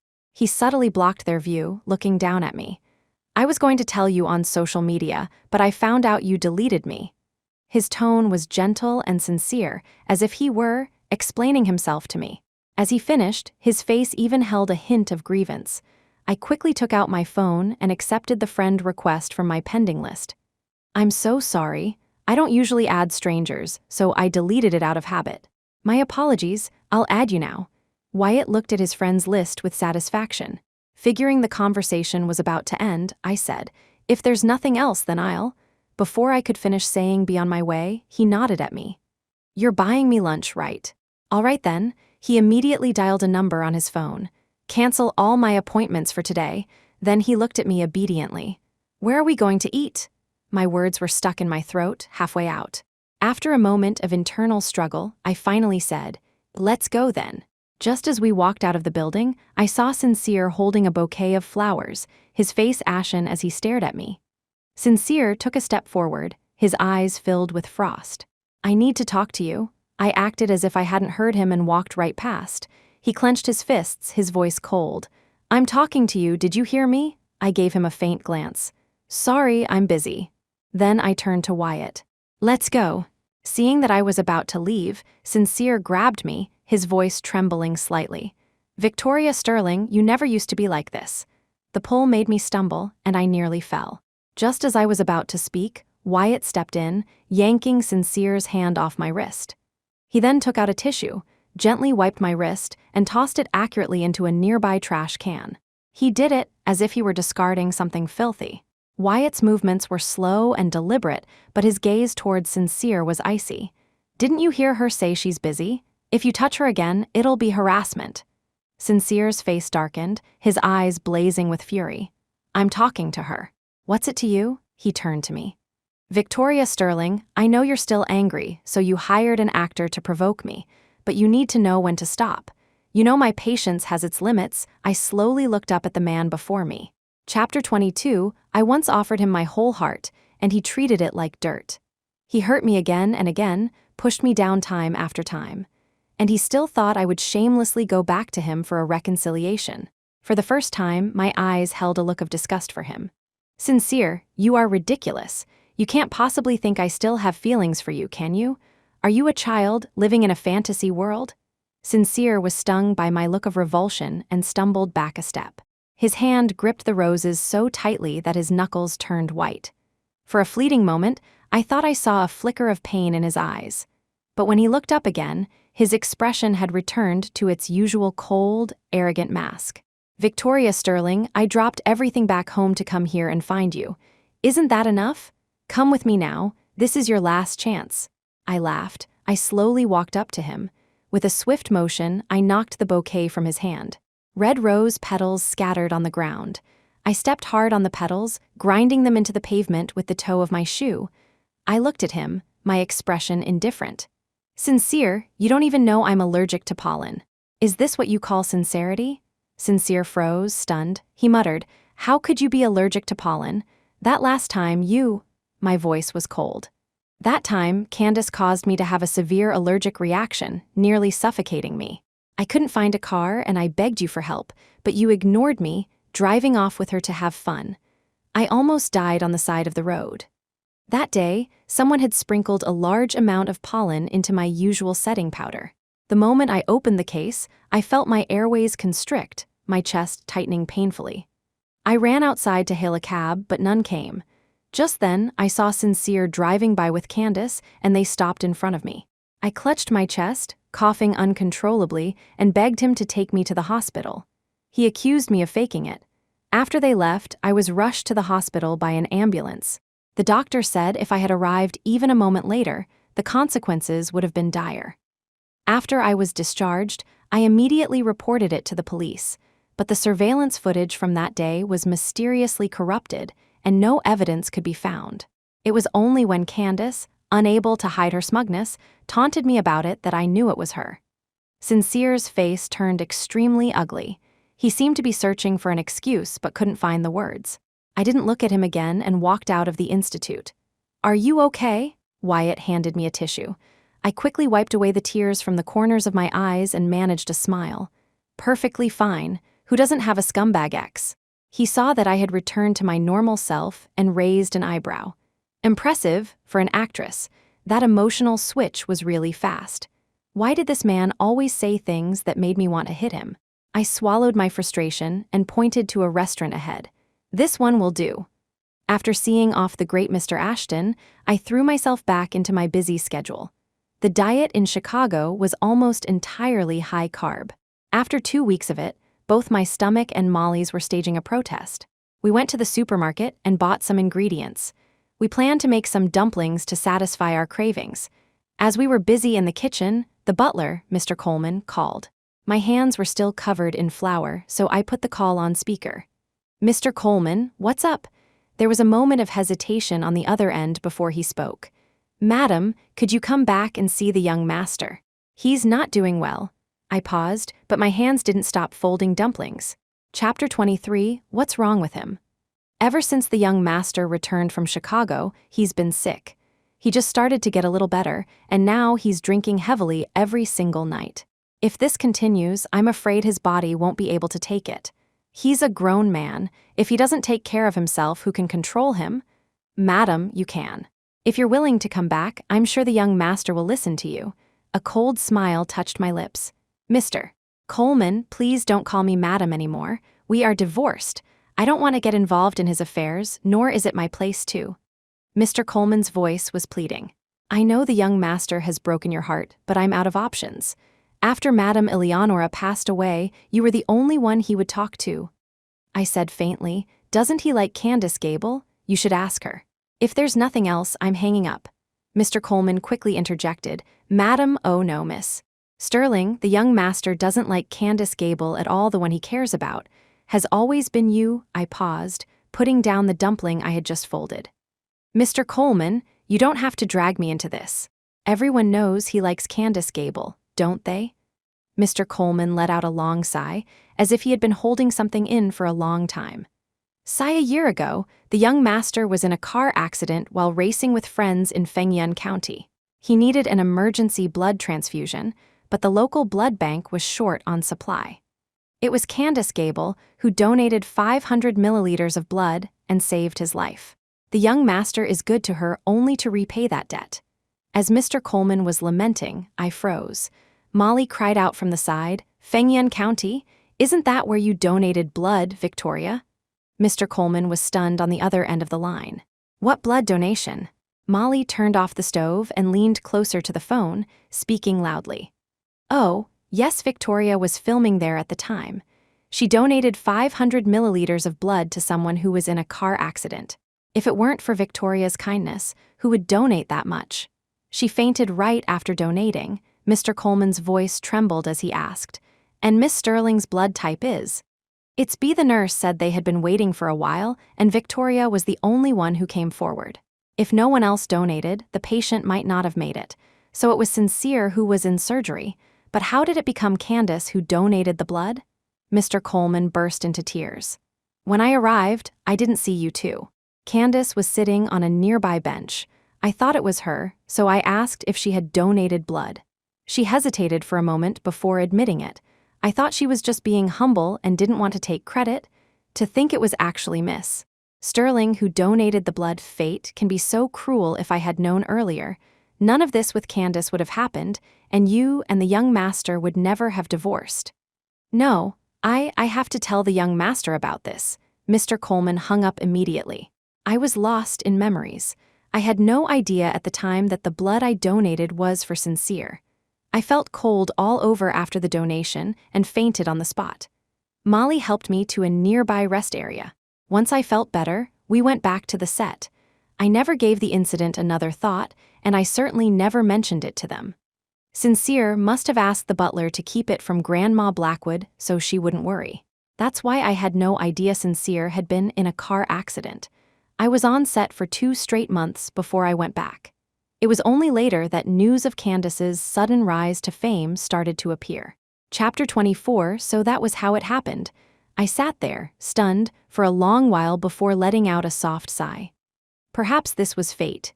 If, as Mr. Coleman said, I had known the truth earlier, would my story with Sincere have ended differently? But there was no point in thinking about that now. Some wounds, once inflicted, can never be undone. Besides, from the moment we divorced, our lives had become 2 separate paths, destined never to cross again. My expression was calm as I continued to fold dumplings. Molly glanced at me a couple of times. Seeing that I was acting as if nothing had happened, she stood by, fidgeting anxiously. I looked at her antsy expression and chuckled. "If you have something to ask, just ask it." Molly scurried over to me. "Victoria, that Candace Gable pretended to be Mr. Blackwood's savior. Aren't you going to go back and give her a good thrashing? I still remember how smug she was in front of us. I've wanted to punch her for a long time. I thought about it seriously and nodded. I would love to be like the heroine in a TV drama and teach her a lesson myself. But unfortunately, reality doesn't allow for it. You see how much schoolwork I have." I gave her a helpless shrug. "But since Mr. Coleman said what he did, he'll investigate it thoroughly. She won't be smug for much longer. All we have to do is wait and watch the show." Molly clapped her hands, eager to see Candace get her comeuppance. We had just finished eating when the phone rang. I glanced at the screen. It was Sincere. It seemed he knew. Why was he calling now? To thank me? I didn't need it. To apologize? There was no point. When someone becomes unimportant in your heart, whatever they say no longer matters. The phone rang a few times and then stopped. A moment later, Molly's phone started ringing. Molly gave me a look, asking if she should answer. I waved my hand dismissively. With a look of someone about to watch a good show, Molly cleared her throat and answered. Sincere's weary voice came through the speaker. "Victoria Sterling, I know you can hear me. I'm sorry. I misunderstood you all this time.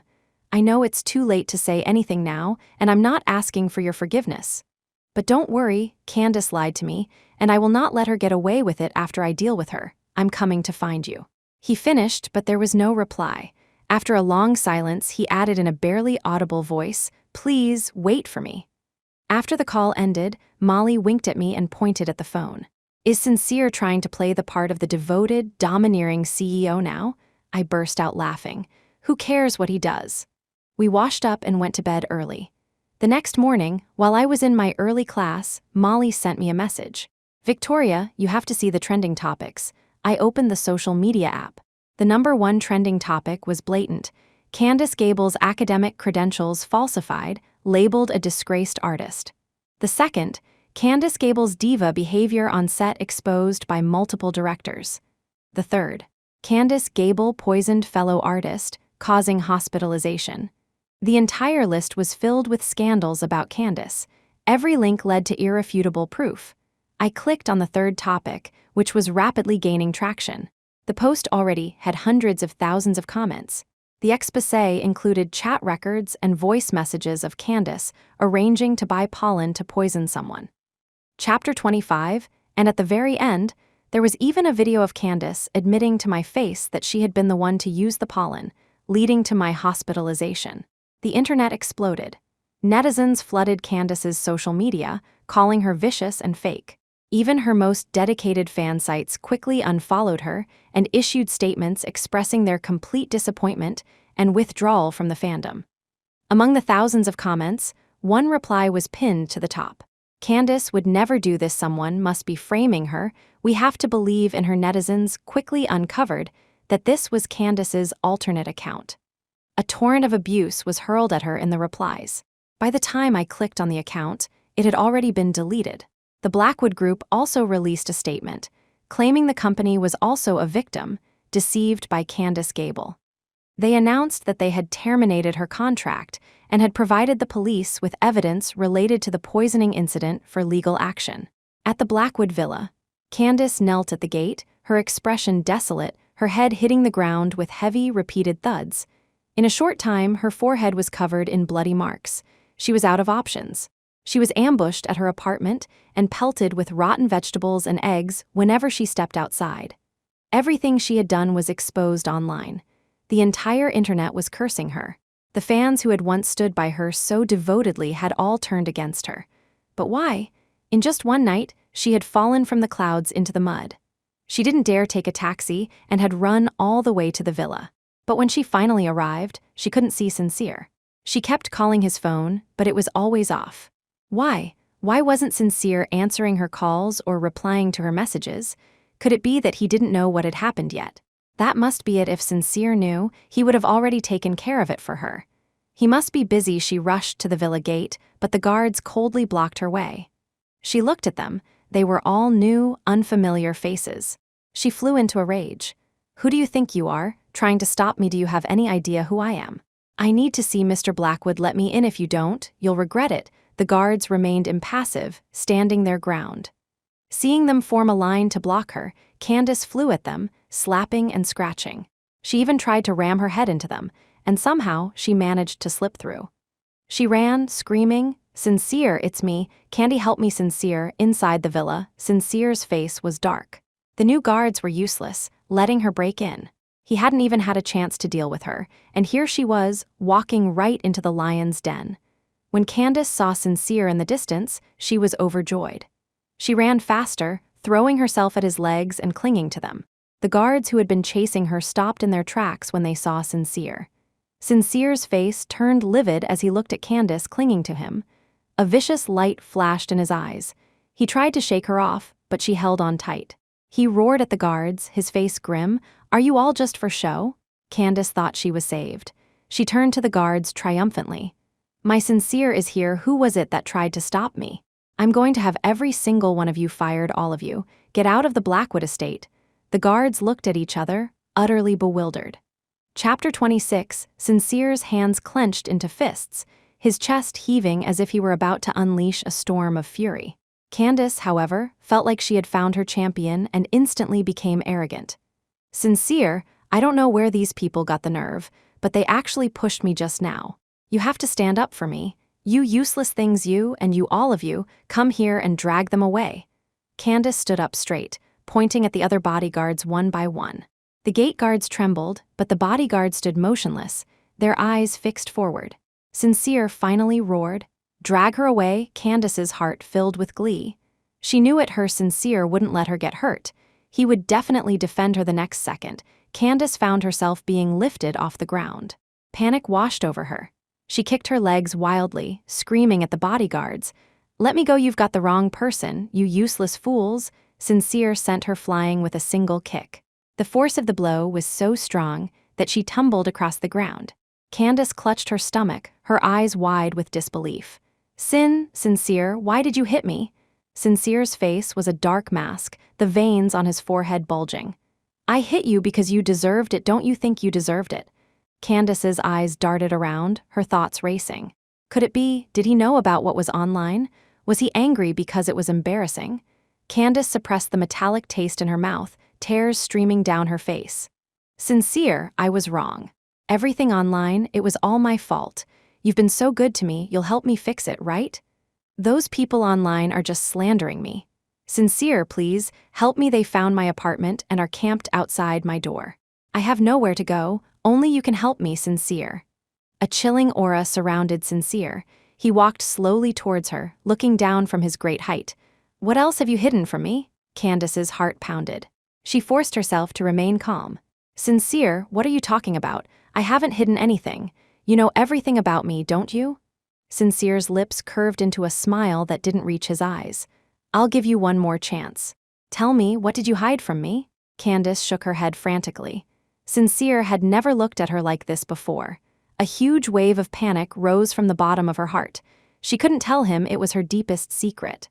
As long as she didn't say it, no one would ever know. Candace composed herself again, looked up at Sincere, and forced a smile. "Sincere, I swear, I have never lied to you." "Really?" The last shred of patience vanished from Sincere's eyes. He lunged forward and clamped a hand around her neck. "The blood donation. Who did you impersonate?" Candace's face instantly turned purple as the oxygen was squeezed from her lungs. She clawed at Sincere's hand, her eyes wide with terror, begging him to let go. Sincere's voice was a low growl. "Speak." Candace felt the grip on her neck tighten. She was suffocating. I'll talk." Sincere threw her to the ground. The pressure on her throat was suddenly released, and she coughed violently. For a moment, she had felt like she was dying. She looked at Sincere in terror, instinctively wanting to change her story, but his dark, murderous gaze was fixed on her. It was as if one more lie would send her straight to hell. Chapter 27, It was Victoria Sterling. "I saw her donating blood. She fainted right after, and her assistant helped her leave. The butler asked if it was me and offered me a lot of money, so I just..."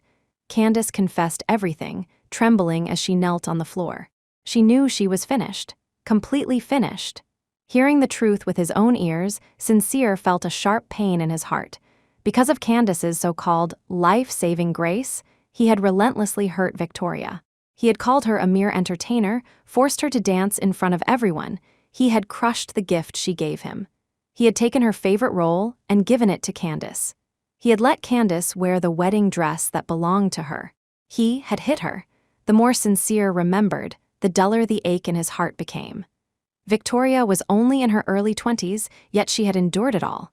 How could he have been so cruel, tearing away at her vulnerabilities piece by piece in front of everyone? He remembered when she first came to the Blackwood estate. She was cheerful and always made his grandmother laugh. When she was around him, she was a little reserved. When she was there, the house was always filled with a warm light. Every time he came home late from work, he would see the warm glow from the window and know that she was back. He had grown used to her presence, used to her good nights. Once, she had a high fever and collapsed on the sofa, her body frighteningly hot. He wanted to take her to the hospital, but she had curled up in his arms like a cat. His heart had pounded in his chest. As he bent down to pick her up, her lips had brushed against his cheek. Hot and soft. It felt like it had seared itself into his heart. The next day, he couldn't even face her innocent gaze and had made up a lie. He had found the pair of clay dolls she had secretly brought back from Yunnan.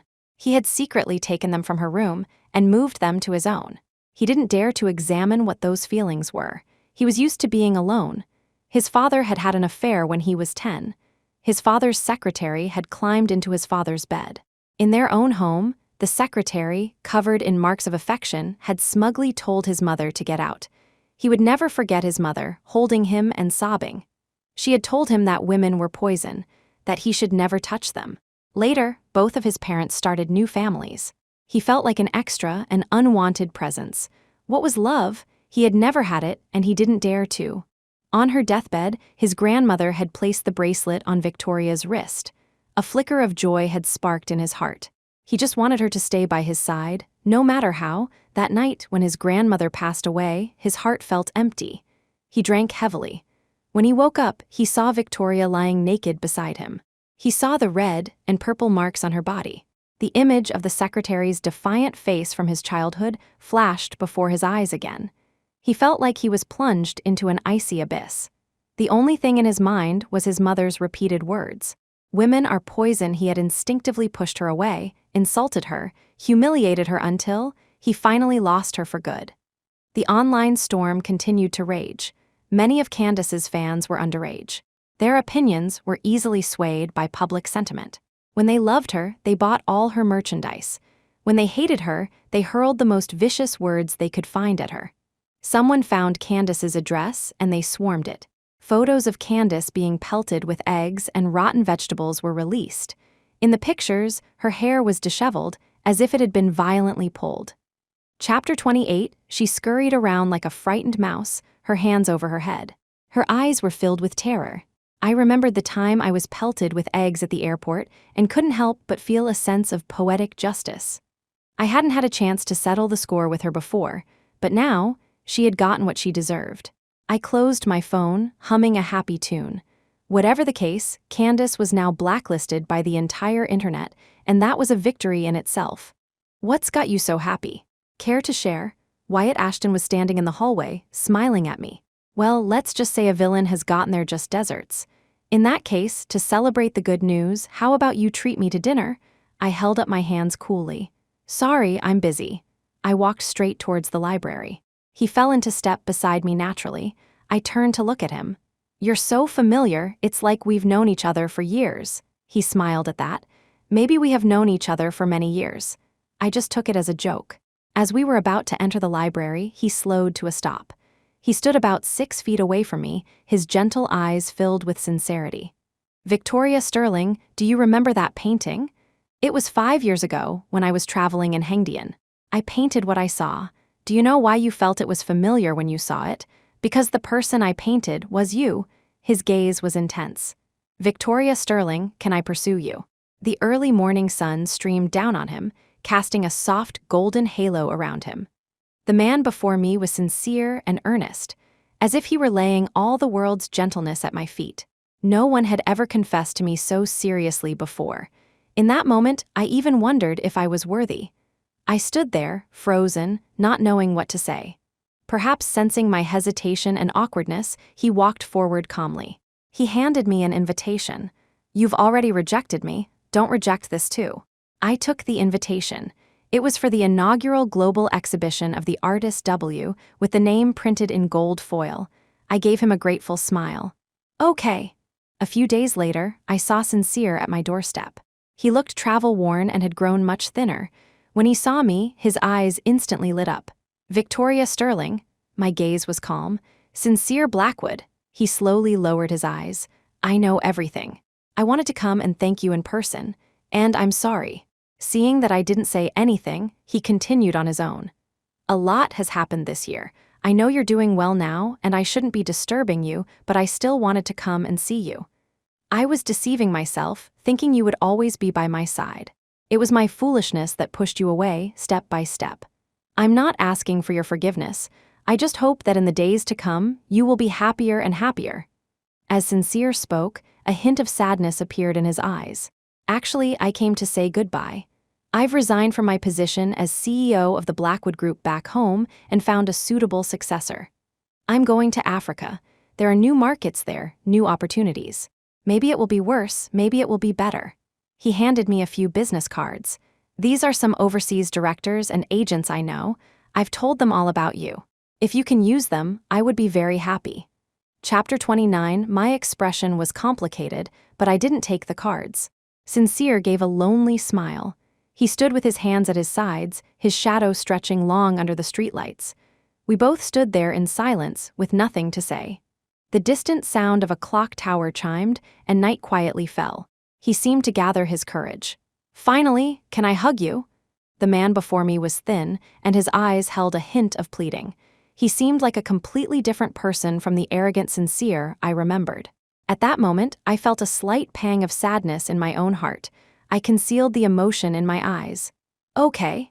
He pulled me into an embrace, as if he wanted to crush me into his bones. I could feel him trembling slightly. A single wet drop fell onto my shoulder. I spoke. "I wish you a bright path ahead and a hopeful future." The dream that began when I was 20 finally ended when I was 23. We had both passed through each other's worlds, but we would no longer linger. The pain, the regrets, they all faded away with the chiming of the clock. 6 years later, I stood in the spotlight, slowly raising the trophy in my hand. Countless camera flashes and cheers filled the hall. This was my moment of glory. At this moment, I could announce to the world, I was standing at the pinnacle of success. I had shed the immaturity and confusion of my youth. With my exquisite makeup, every movement I made was filled with grace and confidence. The host excitedly congratulated me. This was the Alinka Award, the world's most prestigious acting award, and I was the first Chinese actress to win it. The overwhelming media coverage and discussion quickly made me the center of national attention. As I walked down from the stage, Molly met me, giving me a thumbs up. "Victoria, you're a real superstar now the moment you won." My phone started ringing off the hook. Look. It rang until my battery died. Molly held up her phone with a pitiful look. I smiled faintly. Throughout this journey, she had been by my side through countless difficulties and setbacks. She had also grown from a young girl into a capable and decisive manager. I was still wearing the haute couture gown and planned to change into something more casual in the dressing room. Just as I was about to change, a woman burst into the room. She was clutching a sharp fruit knife and lunged at me. "Bitch, I'm going to kill you." In that split second, a hand wrapped around my waist. I was yanked into an embrace. I heard a soft thud, the sound of a knife piercing flesh. Startled, I looked up and met Wyatt Ashton's deep eyes. I looked at him with worry, about to check his wound. But he just gritted his teeth and turned his side away from me. "You'll be scared if you look. Don't look." My hands trembled as I dialed for an ambulance, tears instantly streaming down my face. A moment later, security guards rushed in and immediately subdued the woman. She lifted her face, and it was, of course, Candace Gable. Candace's face was filled with venom, and she was in a state of manic excitement. "You bitch, what right do you have to receive so many honors? You stole everything from me. I'm going to kill you." I gave her a disgusted look, immediately called the police, and then my top lawyer back home. This madwoman, I was going to put her in prison. Candace, restrained by security, screamed wildly. "Let me go, you trash, you insects." Seeing me on the phone with the police, a sinister laugh escaped Candace's lips. Chapter 30, "You can't convict me. I have a mental illness. I have a psychiatric diagnosis. I'm not guilty. Don't you understand?" "Ha ha ha." I walked up to her, stomped hard on her fingers, and my eyes turned cold. "You're wrong, Candace Gable." "What?" I enunciated each word slowly. "If you're not sick, I'll send you to prison. If you are sick, I'll make sure you spend the rest of your life in a psychiatric hospital and never, ever get out." Candace's eyes widened in terror, and she began to scream frantically. "No, you can't. No, I won't go, I won't go." She thrashed like a shrew, pounding on the security guards. At that moment, several police officers arrived, promptly handcuffed her, and dragged her away. The paramedics arrived shortly after, and I followed them to the hospital. I waited anxiously outside the operating room. With a ding, the doors opened. The lead surgeon walked out. "How is he, doctor?" The surgery was a success. Fortunately, the wound was on the outer side. We've cleaned and stitched it up. You can go in to see him soon. Before leaving, the doctor smiled at me. "You should marry such a good boyfriend." I walked into the hospital room, my face flushed. Wyatt was awake. I gave him a light tap. "Did you ask someone to help you with a proposal again?" 3 years ago, on his 6th confession of love, I had agreed to date him. But in the years that followed, everyone around me would inexplicably try to persuade me to marry him. One day it was the delivery guy, the next it was the security guard, and now it was the doctor. Even the little kid in our neighborhood had run up to me, saying, "Miss, please marry the big brother so I can get a whole box of choco lattes right away. I have to rush it. More and more people are paying attention to you now. I just want to marry you and have you home so I can feel at ease." He feigned a pitiful look, but his hands were already playing with my fingers. I slapped his mischievous hand away. When I first met him, I was truly fooled by his gentlemanly appearance. "You just focus on getting better. I'll go get you something to eat." I was about to get up, but he suddenly pulled me into his arms. He whispered in my ear, "I have a gift for you." At that moment, bursts of fireworks lit up the sky outside the window, painting the night with vibrant colors. Written clearly in the sky were the words, "Victoria Sterling, happy birthday." The brilliant light illuminated the side of his face, making him look gentle and affectionate. He rested his head gently on my shoulder. Will you marry me?" My eyes reflected the starlight. I heard my own clear reply, "I will." The end.